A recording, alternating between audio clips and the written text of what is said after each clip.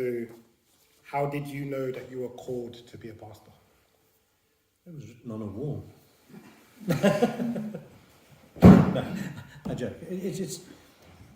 So just very easily in our circumstance, Sue and I had moved to a new city in South Africa, a new church, and suddenly I had people there asking me where I taught, as if I was a school teacher. What school do you teach at? And I said, well, I'm not a teacher. But I realized that actually, in the old words, if I had my time over again, perhaps that's what I should have done as a career. But I realized that actually I didn't want to be teaching school subjects. My desire was to teach the Word of God. And I had a passion and a desire to teach that. So I felt a calling.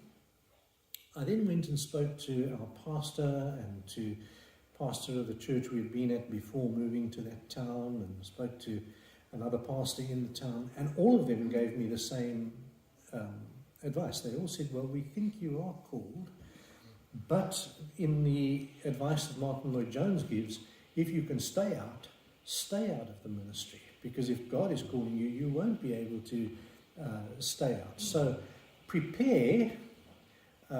Start preparing, start doing studies to start going into the ministry, but stay out as long as what you possibly can, which I then did. I did some studies, I was given opportunities to preach, I was given opportunities to lecture at an evening school of the Bible, and really just found a great amount of fulfillment from that. And so more and more the call was being confirmed to us. And then very much what started to happen was the church itself.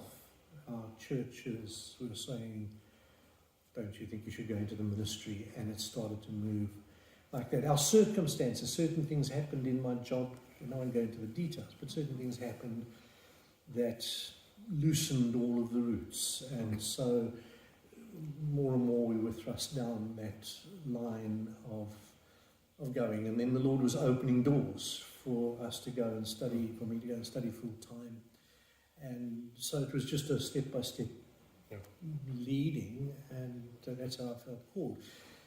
And I think the more important question is, how does anybody know that God is calling them or leading them? That's the big question. How do you know the Lord's leading? And I always say there's 5 C's that you just observe. Number 1, the C of the calling or the conviction. I feel convicted that this is what the Lord is calling me to do in this particular situation. Secondly, confirmation. Confirmation of the Word of God. Is this biblical or is it unbiblical? If it's unbiblical, well, this is not God calling me to that. Is it a biblical thing? You're not going to find in the scriptures your name and that you should go into the pastorate there, but you do find scriptures that would affirm your call.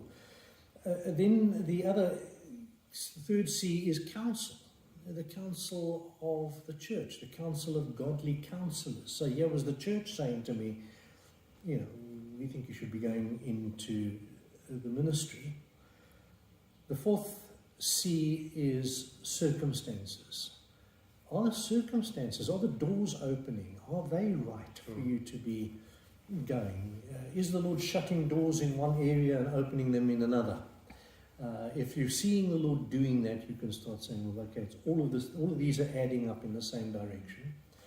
And then the last C is the C of caution. And that I see as when they were telling me, if you can stay out of the ministry, stay out.